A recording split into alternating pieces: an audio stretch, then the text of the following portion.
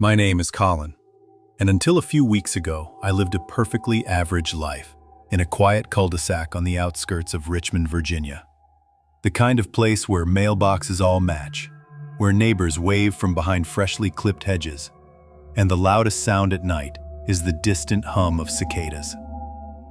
That is, until the whispering started. I wasn't always a paranoid man. I liked my routines. Morning jogs with earbuds in, black coffee brewed at 7:03 a.m. sharp, and a strict no phone after 10 rule. But something about that Tuesday unsettled me in a way I couldn't explain. It wasn't anything big at first, just a faint, almost rhythmic tapping sound on my living room window around 2 a.m. I live alone. My house is fenced in. The window faces my backyard. I brushed it off as a branch or maybe a raccoon. But the next night, it came again. Tap, tap, tap. 3 short knocks, always the same pattern. By the 4th night, I got up and walked to the window with a flashlight. Nothing. Just my backyard, swaying trees in the moonlight. I even checked for branches touching the glass. Nothing. I went back to bed, but I didn't sleep. I lay there, eyes fixed on the hallway where the moonlight crept in like cold fingers. I started checking my security camera footage. I'd installed 2 Arlos last year, one above the front door and another overlooking the backyard. The first few nights showed nothing. But on the 5th night, I noticed something. Around 1:58 a.m., the motion sensor picked up movement by the fence line. The footage was grainy, but I could make out something. A tall figure, just barely in frame, standing still for almost 20 minutes without moving. Then, gone. No footsteps, no sound, just standing. I showed it to my coworker Jason the next day. "Dude, that's probably just some crackhead," he said, chuckling. "Call the cops." But look how still he is. No sway, no movement. "Who stands like that?" I asked. "Someone really, really high." I laughed it off, but my gut told me something different. I printed out a still of the figure and pinned it near my desk like some twisted to-do list. I didn't want to forget it, didn't want to convince myself it hadn't happened. A week passed. The tapping stopped. For a moment, I thought maybe it was over. Maybe Jason was right. But the silence was worse. At least with the tapping, I could expect it. Now, I was flinching at creaks in the floor, checking locks twice, then 3 times. Then, one night, I woke up to something stranger. Whispering. Not loud, not threatening, just low, indecipherable murmurs. It sounded like it was coming from behind the wall my bed was against. I pressed my ear to the sheetrock. Nothing. I turned off the fan. Still nothing. The next night, I moved to the guest room. Again, around 2 a.m., the whispering started. This time, clearer, like someone trying to tell a secret through a door. A man's voice, I think. Low and slow. "Come out." I bolted upright, heart pounding so hard it hurt. I turned on every light, grabbed the flashlight and baseball bat I kept under the bed and swept through the house. Nothing. Doors locked, windows sealed, backyard empty. I didn't sleep again that night. The next morning, I called a local security company. I upgraded my cameras, added 2 more around the sides of the house, motion lights, and even got one of those Ring doorbells with 2-way audio. I also bought noise-canceling headphones, which helped, at least for a few nights. Then, one night, I made the mistake of removing them. It was a Sunday. Rain tapped lightly on the windows and thunder rumbled far away. I was curled up on the couch, headphones off, watching some documentary about space junk when the screen went black. Power outage. I sighed, got up to grab a flashlight, and froze. Outside, just beyond the living room window, a face stared in. Not just stared, it was pressed to the glass. I didn't scream. I couldn't. My throat locked up, my legs rooted in place. The face was pale. No, not pale. White. Like paper. No eyebrows. Wide, sunken eyes. A grin stretched across its face. too wide to be human. Then, it whispered. I couldn't hear it through the glass, but I saw the lips move. The same two words. Come out. And then, it was gone. Just vanished. No footsteps, no rustle. Just empty darkness and rain. I stood there for hours, holding the flashlight like a crucifix. When the power came back, I didn't move. Just watched the window until the sun came up. That morning, I checked every camera. Nothing. Not a single frame of movement. Like it had never been there. I called in sick, slept at Jason's place. He let me crash on the couch, though he gave me that same amused look when I told him what I'd seen. You sure it wasn't a nightmare? He asked. You were asleep when the power went out, right? No, I was awake. I saw it. I saw his mouth move. Okay, he said slowly. Maybe don't sleep alone tonight. I didn't. But the thing is, even in someone else's house, I heard it. Whispers. Just after 2 a.m., closer this time. Come out. And that night at Jason's place, I didn't go home right away. I told myself I just needed a few days to decompress, to think rationally. But deep down, I knew. I knew if I stepped back into that house, I'd hear it again. That voice, that whisper, those words. But Jason had a life, a girlfriend, a schedule. After 3 nights on his couch, I felt like a squatter. So I packed up, thanked him, and told him I'd be fine. I wasn't. The moment I pulled into my driveway, a pit opened in my stomach. The house stood in perfect silence, windows black like eyes watching me return. My porch light was out. I hadn't even noticed that when I left. I walked up, keys trembling in my hand. Before I turned the knob, I paused. The door was unlocked. I hadn't left it that way. I pushed it open slowly. No creaks, no dramatic sounds, just the sterile quiet of my home holding its breath. I walked in, turning on lights one by one. Everything looked normal. Living room untouched, kitchen spotless, bedroom just as I left it. But something felt off. I checked the cameras. No motion triggers since I'd left. I scanned back 72 hours. Nothing. It didn't make sense. My system was top of the line. If anyone came near the doors, it should have pinged me. I called the security company. They ran a diagnostic. Everything looks good, they said. Maybe a technical glitch. Glitch, right. I changed all my locks that night. Installed deadbolts. Bought a sliding door bar. I even put tiny strips of clear tape at the base of the windows and doors, an old trick from an online forum. If someone opened them, the tape would tear. A low-tech backup. I didn't sleep that night, or the next. On the 3rd night, I tried melatonin, a whole 10-milligram tablet. I managed to drift off around 11, and at exactly 2:03 a.m., I woke up to the soft click of a doorknob turning. My eyes flew open. I was sweating. My heart jackhammered against my ribs. Another click. It was the guest room door, just down the hall. I heard the softest creak, like weight shifting on the floorboards. I sat up, listened. Nothing. I grabbed the bat and crept down the hallway. My feet were bare, the carpet muting each step. As I neared the door, I noticed the hall light flicker above me. I held my breath, then swung the door open. Empty. But the window was open, and the tape? Torn. I slammed it shut and locked it. My hands were shaking too badly to even peel off fresh tape. I stayed up the rest of the night, bat in hand, watching shadows crawl across the walls as the sun slowly bled into the sky. That morning, I bought blackout curtains and nailed them to every window. I kept the lights on 24/7. I even moved my bed into the living room, the only place I could keep in full view of all exits. Still, every night at 2:03, something moved. Sometimes it was a whisper. sometimes a click. One night, the oven timer went off on its own, set to 13 minutes, even though I hadn't used the stove in days. Another night, I found muddy footprints in the hallway.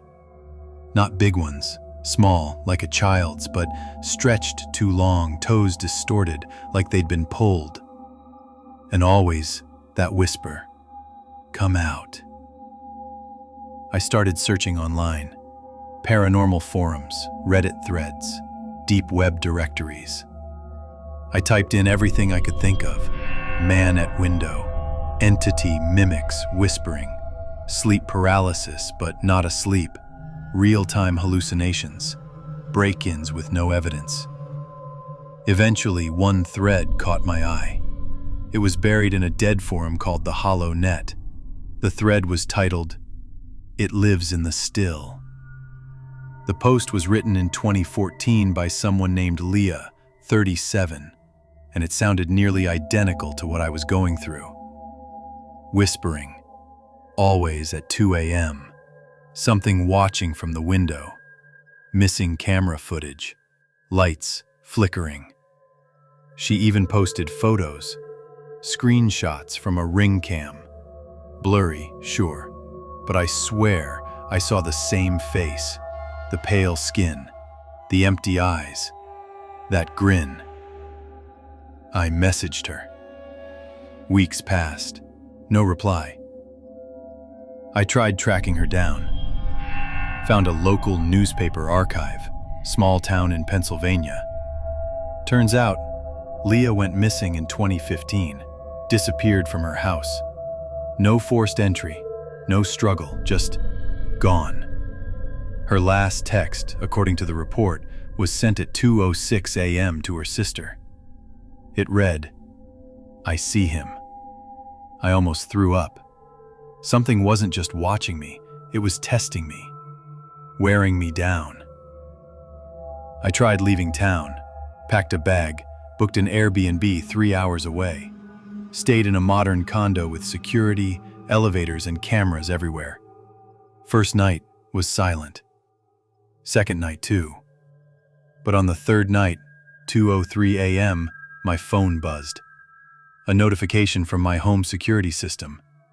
Motion detected, backyard camera. I tapped it, live feed. The yard looked normal, except the window to the living room was open. I hadn't left any windows open. The camera glitched, just for a second. Then, I saw it. A face, staring out, from inside my living room. I dropped my phone. I drove home the next morning, even though every part of me screamed to leave forever. I had to know. I had to be sure I hadn't lost my mind. When I got back, I found the window open, just like in the footage, but the camera ripped from the wall. Wires frayed, plastic bent. It was inside. It had been inside while I was gone. But nothing was missing, nothing broken, just shifted. My toothbrush placed sideways, my socks folded the wrong way, a single dirty handprint on the wall by my bed. I started sleeping in short shifts, 30 minutes at a time. I kept logs, journals, audio recordings. I even tried salt circles, crucifixes, and EMF meters. Desperate measures from a desperate man. Nothing stopped it. The thing, whatever it was, didn't want to hurt me. It wanted to be invited. And every whisper, every open door, every moved object, it was asking the same thing. Come out. But I didn't. Until one night, I slipped up. I fell asleep with the front door unlocked. I woke up on the couch, my safe spot, drenched in sweat. At first, nothing felt off. The TV was still playing one of those fireplace ambiance videos on loop. My bat was beside me, lights still on. But when I stood up, I knew something was wrong. The door was ajar. Not wide open, just enough to creak, just enough to say, someone came in. I didn't move. I just listened. The air felt different, thicker, heavier. My lungs worked harder, like breathing underwater. Then I noticed my journal, the one I used to document everything, was lying open on the kitchen counter. I never left it there. I walked over, each step echoing too loudly. My fingers trembled as I picked it up. Every page had been torn out, except one, a fresh one I hadn't written on yet. In its center, in jagged handwriting I didn't recognize, were 3 words: I am close. I dropped it. I went through the house, room by room, turning over every chair, flinging open every closet. Nothing. But the shadows felt longer, corners darker. And then I found the mirror. In the hallway, across from the laundry room, there's a long mirror I bought from a flea market. I'd always liked its antique frame. That night, it didn't like me back. Because my reflection didn't move. I froze, blinked, tilted my head. My reflection didn't. It stared, unblinking, mouth slightly parted, as if it were waiting. I backed away slowly, grabbed a sheet from the linen closet, and threw it over the mirror. I could still feel it staring from behind the fabric. I didn't sleep. That week, I tried staying out during the day. Coffee shops, public libraries, grocery store cafes, anywhere with people. But every night, I returned home. And every night, it got closer. Sometimes, I saw him from the corner of my eye. Just a flicker, just outside the window. Sometimes, in the reflections of turned-off screens. Sometimes, in my dreams. Those dreams were the worst. In them, I'd be walking through my house, normal, quiet. Then I'd turn a corner and see him. He's not always the same.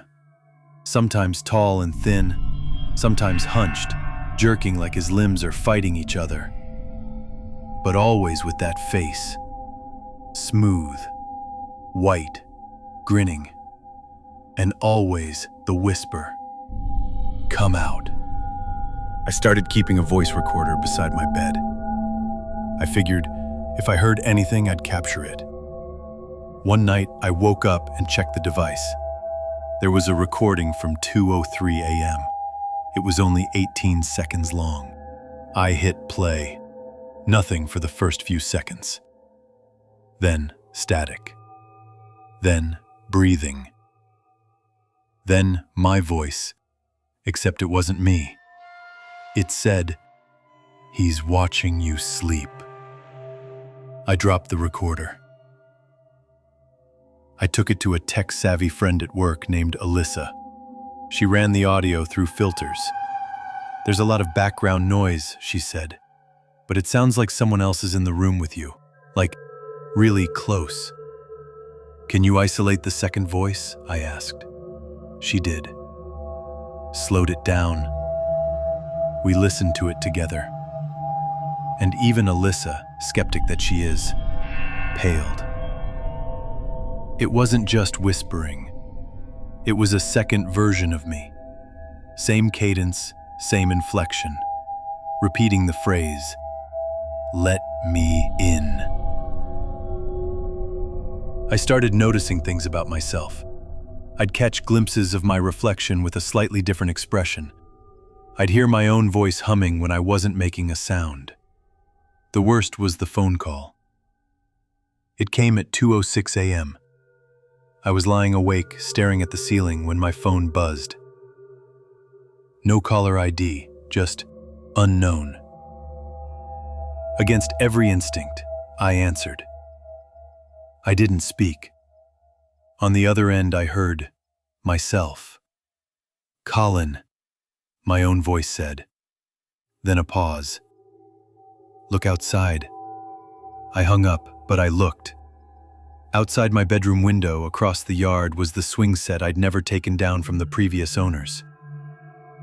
And sitting on it was someone. Me. Same hoodie, same posture. Swinging, slowly. I closed the curtain and didn't look again. That night, the dream changed. I was outside. Not in my house. Not in a dream version of it. But standing in my backyard, barefoot, staring up at my bedroom window. And in the window was me, watching. I woke up outside, on the swing. I didn't remember walking there. I didn't remember unlocking the door. I started losing time. Minutes. Hours. I'd find myself in different rooms without knowing how I got there. I stopped going to work. I stopped answering texts. Jason came by one day, pounding on the door. Colin! Jesus, man, what's going on? You haven't been in touch for a week. I opened the door just a crack. I must have looked like hell. Bags under my eyes, lips cracked. Go home, Jason. Man, you look like a corpse. Let me in, I'll help. Don't come in, I snapped. He frowned. You're scaring me. I almost told him. Almost broke down right there. But then I saw something move behind him, in the reflection of his car window. A shape, a face. I slammed the door. He left. That night I found scratches on my bathroom mirror. 3 claw marks, as if something tried to crawl out. I started covering all the reflective surfaces, TVs, mirrors, even my phone screen with duct tape. But it didn't matter. I saw him anyway, in my dreams, in my periphery, in my own shadow. He doesn't need windows anymore. He has me. By the time I admitted I was no longer in control, it was already too late. I hadn't left the house in over 9 days. I hadn't eaten a real meal in 4. The windows were blacked out, every screen covered, every mirror shattered or hidden. My phone was powered off and stuffed in the freezer. I didn't want to see anything. Or worse, hear him again. I started boarding up the doors. Not because I was trying to keep him out, because I was trying to keep myself in. Something was changing. In me. I began talking out loud. At first to keep myself grounded. But then I started noticing.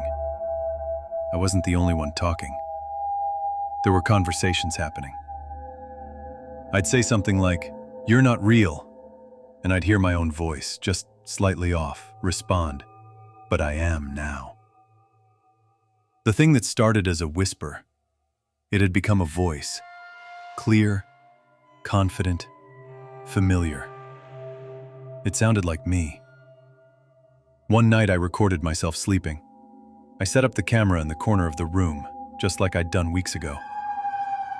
In the footage, around 2:04 a.m., I sat up in bed, except I didn't remember doing that. I watched as I stood, walked to the wall and placed my hand on it. Then I started whispering into the sheetrock. I leaned in so close my lips nearly brushed the surface. And then I said, "He's almost ready." I deleted the video, but it didn't matter. I knew what it meant. He wasn't just watching anymore. He was inside. The final straw was the mirror in the attic. I had forgotten it even existed. It was small, round, mounted on the underside of a hatch. I'd gone up there searching for old blankets when I spotted it. And in it I saw 2 of me. One was just standing there, staring. The other, the real me, was frozen, breath shallow. The other version grinned, reached out, and placed its hand on the inside of the glass. I ran. I don't remember how I got down the ladder. I just remember waking up in the living room with the attic door still open, the mirror now gone. I couldn't keep doing this. I was either going to die in this house or worse, so I made a plan. I waited for daylight. Around noon, I dressed in layers, grabbed only what I needed: wallet, keys, a flashlight, and the one cross I'd kept from childhood, tucked into my sock. I didn't pack a bag, didn't even bring my phone. I wasn't coming back. As I reached for the front doorknob, the house groaned, the lights flickered. I hesitated. I could feel him behind me, watching, waiting. But I turned the knob, and I ran. I didn't look back, not once. I didn't stop running until I hit the gas station 2 miles down the road. I collapsed in front of the clerk, sobbing. I begged to use the phone, called Jason. He came, picked me up without a word. I didn't explain everything, just said, "I can't go back there. Ever." He nodded. He let me crash at his place again, gave me a guest key, bought blackout curtains, let me be. For a few days it was quiet. No whispers, no dreams, no 2:03 a.m. wake-ups. I started to breathe again, ate real food, took a shower, felt human. Until the 6th night. I woke up in the guest room. The clock read 2:06 a.m., and the closet door was open. Inside, I saw something. Hanging. It was a hoodie, my hoodie, the one I left back at the house. And drawn on the closet wall in something black and dripping were the words, "I am you now." Jason said I must have sleepwalked, that I went back and got it myself, that trauma does weird things to the brain. But I know the truth. I left him an opening, the door, the voice, the mirror, the invitation. He's out now. Sometimes I catch people staring at me on the street, like they see something they can't explain. Sometimes I catch my reflection smirking when I'm not. Sometimes, when I speak, I don't recognize the voice. I've moved 4 times since then. I never stay anywhere for more than a few weeks. I don't keep mirrors. I don't make eye contact with windows after dark. But every night, no matter where I go at exactly 2:03 a.m., I hear a whisper, "Come out." And the worst part? I want to.